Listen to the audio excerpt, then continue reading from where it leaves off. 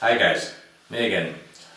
I'm preparing a new video series on common woman's self-defense.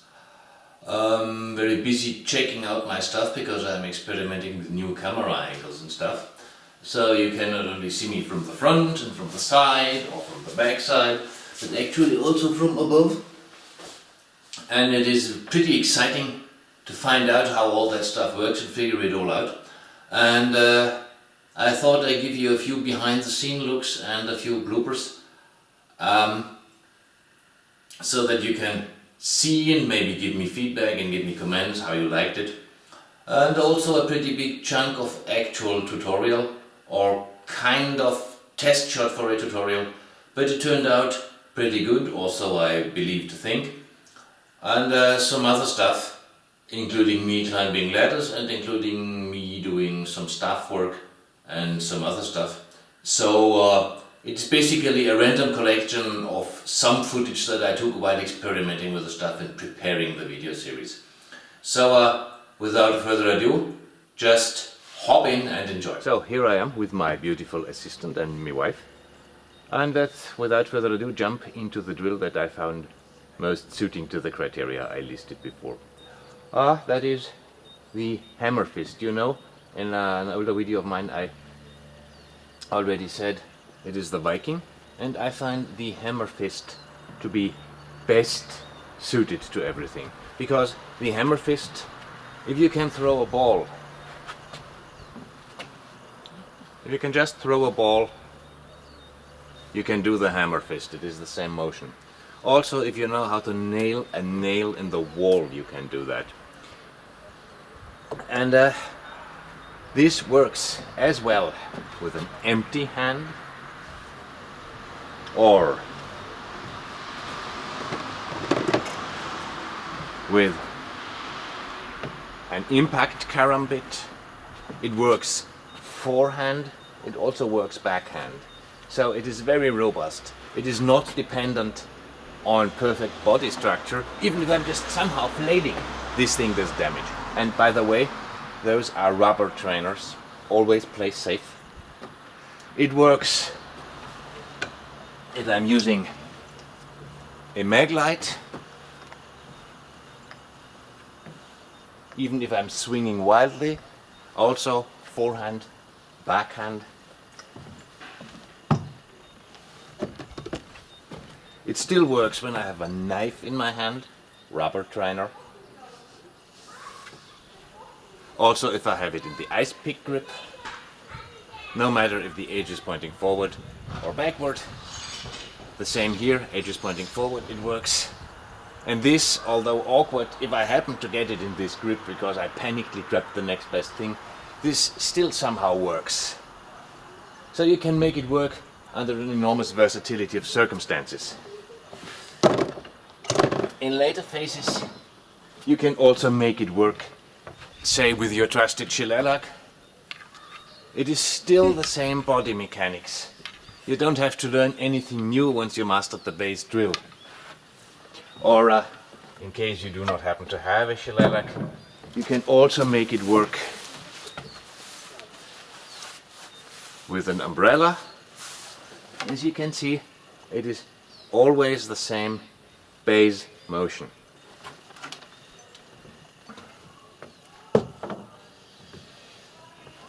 Now, let's jump into it. The recommended fighting stance is if you just stand natural, you do a step forward. Period. End of discussion. That's it. Because, like we said, good posture and good body mechanics in a real situation is a luxury. If you have it, fine. But chances are you won't have it, at least not in the first seconds. So just a natural step, that is what you have been practicing all life long. Shifting the weight, turning the hips, and let's go into the drill. So I am giving her a hammer fist, and she slaps it out of the way. Oh, go ahead. Okay, the other way around. She does know how to do the drill, but when I'm giving instruction, okay, give me a hammer fist. That's it. Again.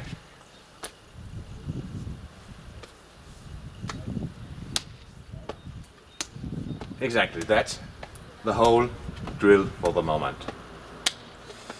You will notice that this is all happening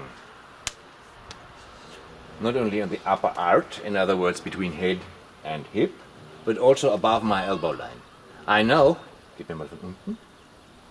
that there is this stuff. We will get into this in due time, but for learning purposes I found it is best if we start with something very simple.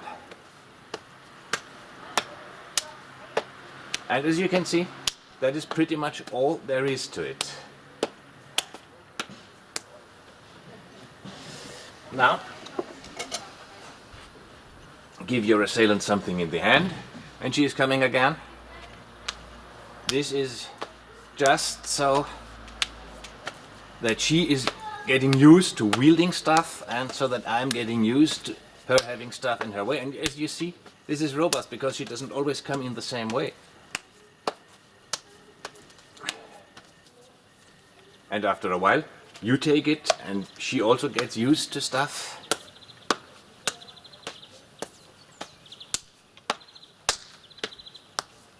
So I recommend doing hours of this. Or rather, I recommend doing 10 to 15 minutes a day with this, which is a very good practice. And you can speed it up. You can start walking around.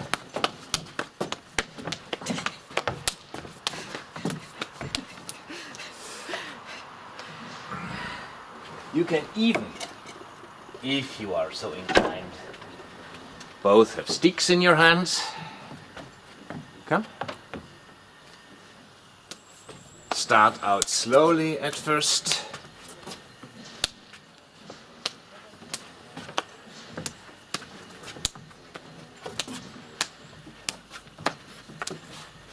And so forth.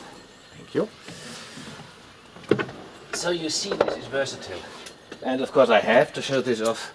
It even works if you just have an old family heirloom to defend yourselves. So,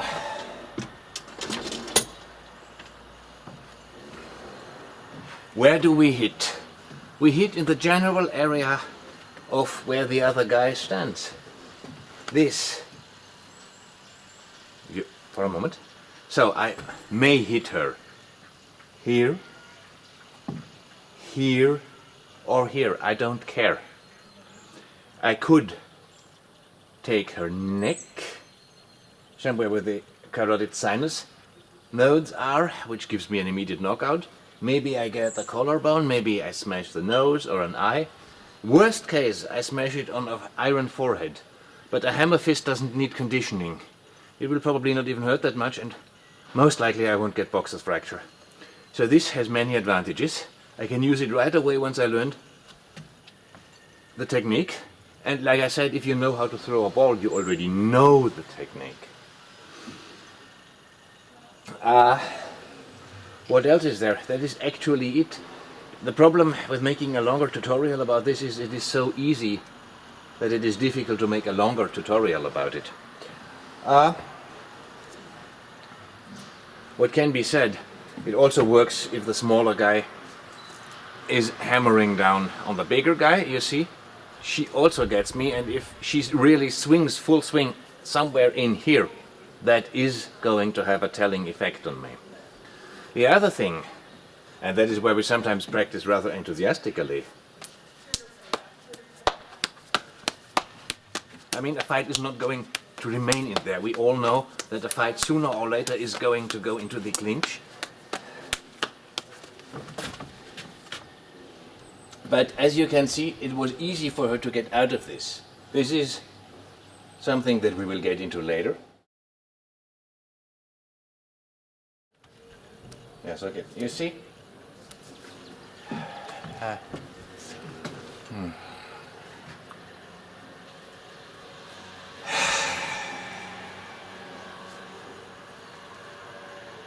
That's going to be difficult.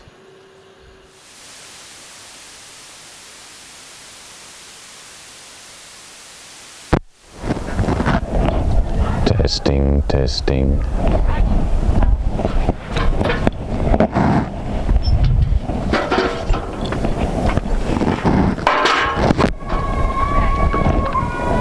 So, ladies and gentlemen,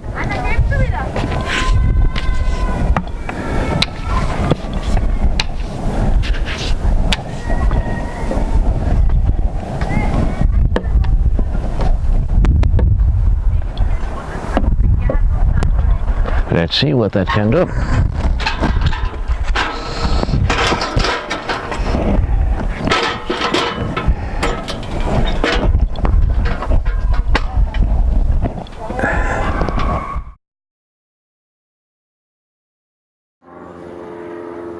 Zo, heb je niet het blöde?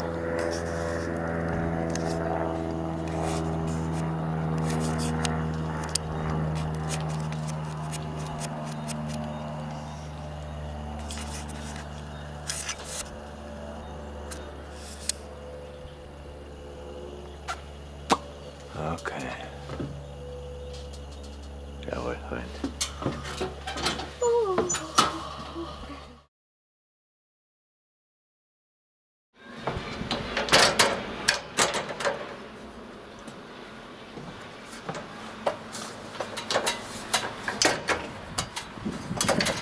Zo.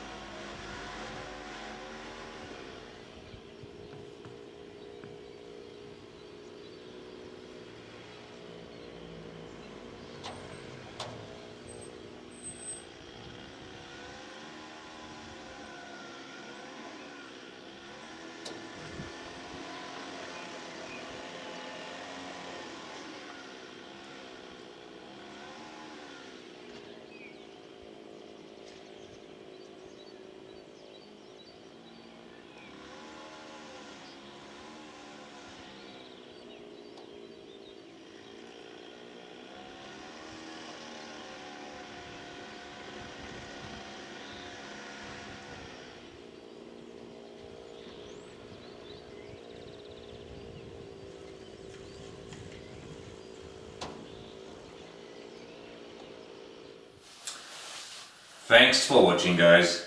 Take care and have a great day.